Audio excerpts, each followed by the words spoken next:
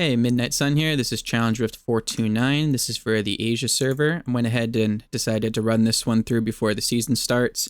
I will be completing the Rift this time, but I would recommend that you guys wait until you have an active season, which should start about tomorrow. I'm not sure about what time this video is going out, but I believe it'd be the 12th for the Asia servers.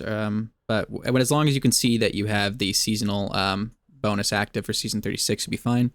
This is going to be utilizing Legacy of Dreams, and most of this stuff doesn't really matter. What is important is we're going to be buffing our skeletal mages, which is this activity, or this skill right here.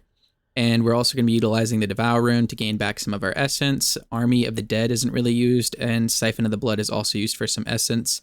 This is going to allow us to receive more damage with enemies affected in our curse, which is this area right here. So if we activate our Aura of Frailty, which I believe is constantly activated, then we'll do a little bit more damage.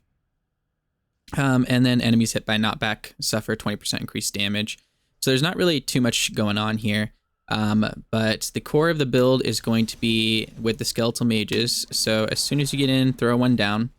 And then you're going to want to kind of constantly tap these things in while using Siphon Blood. So here's Siphon Blood to regain some of my essence back. And then I'm tapping the skeletal mage forward with me. You can see I've got 8 of them on screen right now. And as long as these skeletal mages are up, you should be fine, but you got to be careful about maintaining your essence. And if you have all of your essence filled, then you will be able to stay alive more with the Aquila Curse, or Curus, however you pronounce it. However, it doesn't seem to be enough to like tank everything in here. You could still die.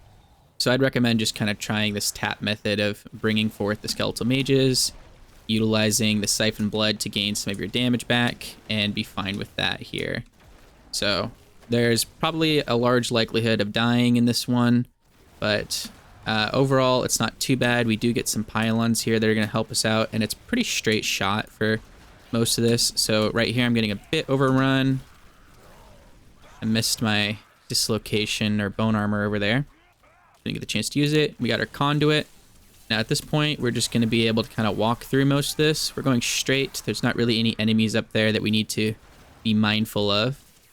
And the bone armor is going to keep you alive, so you actually want that mostly active on your bar. And if you're close to the enemies here, you are going to be doing more damage to them. But don't get too close. I just kind of hang back a little bit after getting them within range of my pickup radius here, which is this kind of glowing thing you see on the ground. And we're going to go straight to the next area.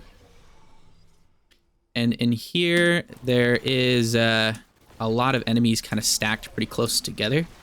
So make sure, again, you're kind of slowly killing things as you get further along the way here. And boosting our essence with the Siphon Blood ability. So far, we're doing good. I'm not sure if there's a max to how many skeletons you can have on screen here. The most that I had was, I think, 8. So that could be the cap, or that just might be how much I'm able to get out before the other ones despawn. So again, see there's that stun. We got to be careful with that. We're obviously going to be targeting every elite pack that we can.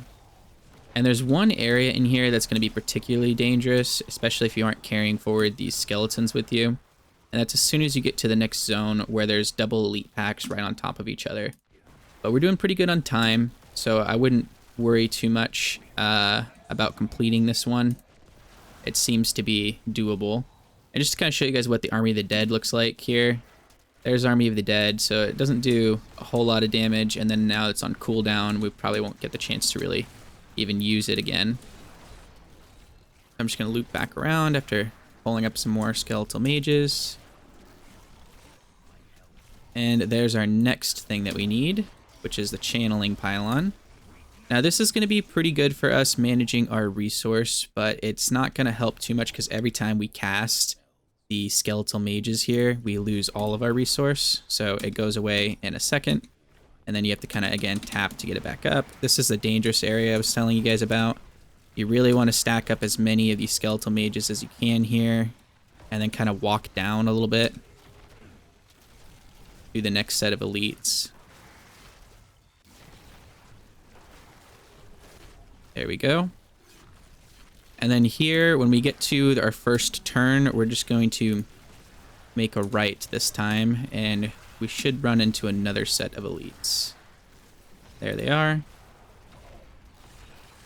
Now, I believe we should have enough enemies to spawn the Rift Guardian in this room. Be very mindful that, again, you're trying to carry as many of these skeletons forward as possible, because when the Rift Guardian spawns, it's going to be a little bit harder to maintain our essence. We want to always have about 10 going through here. And again, reactivate that bone armor as well, so that you've got a lot of survivability. Alright, just a few more percent to go. We might need to go into the next zone here.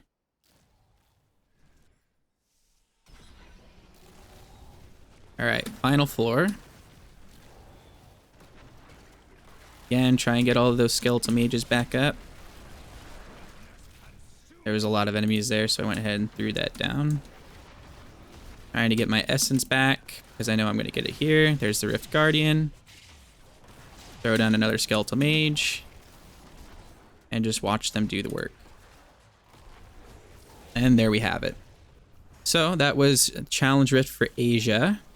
We did it in 5 minutes and 7 seconds. Now, I don't think there's going to be anybody really completing it right now, but let's check